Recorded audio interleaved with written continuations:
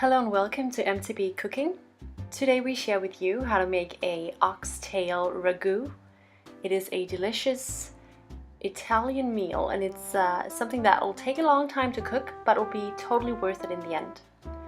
First of all, we mix flour with salt and pepper, and then we take our oxtails, that are these nice pieces of meat with a bone in the middle, and we turn them over in the flour mixture in order to coat all angles and sides of the oxtails so that we can brown them off later on and get a nice surface on the oxtails. And once we've coated all of the oxtails, we heat up some natural tasting oil in a pan, and then we brown off these oxtails.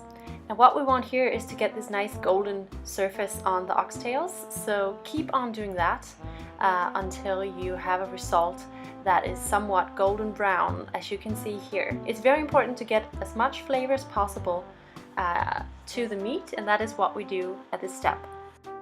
And the next step is to make a sauce for this meal. So what we do is we brown off onions in a skillet, and after having browned off the onions, we add carrot that has been diced up, and also some celery.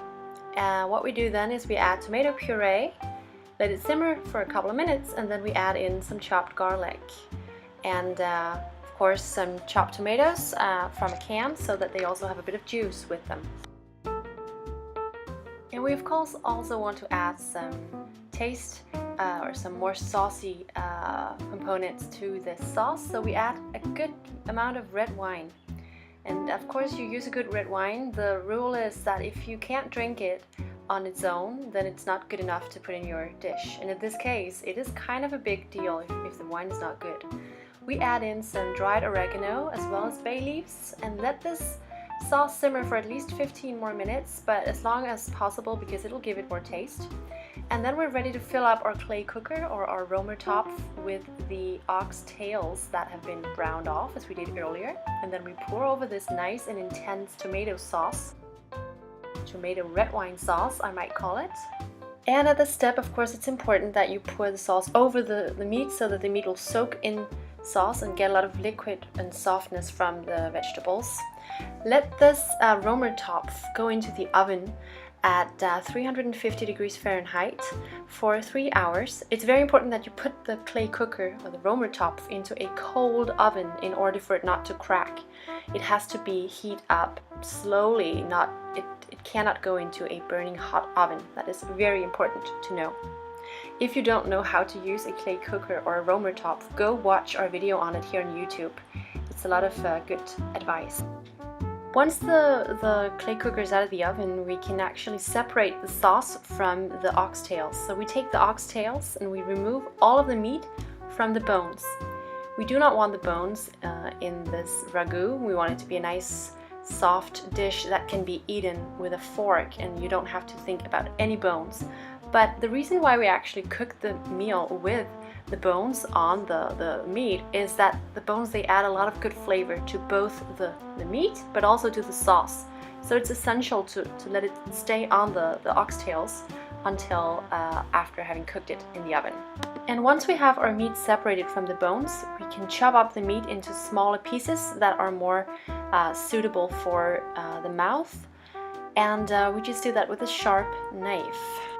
And now we're ready to assemble our ragu in a pot. So we pour the delicious intense sauce up into the pot, and we add the chopped meat. And what we want to do now is we just want to heat up the dish again so that it'll go completely warm, hot actually, for serving. We also want to just taste it to see if it needs maybe a little bit of salt and pepper, which in this case it did, so we added that. And also we added some apple cider vinegar to give it this nice rich and round taste. In the meantime, we have boiled some fresh pasta in a pot because we want to serve this dish with fresh pasta. That is kind of traditional. Remember to taste the sauce and see if you think it needs something more, salt, pepper, whatever. And then we're actually ready to serve up this delicious ragu.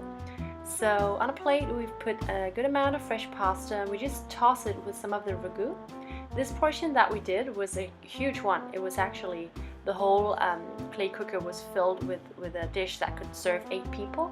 So it's a big amount that you get, and it's also worth it because it takes a while to cook. So why not cook for quite a lot of people, or cook quite a lot of food so that you have for the days after, or you can put in the freezer or whatever.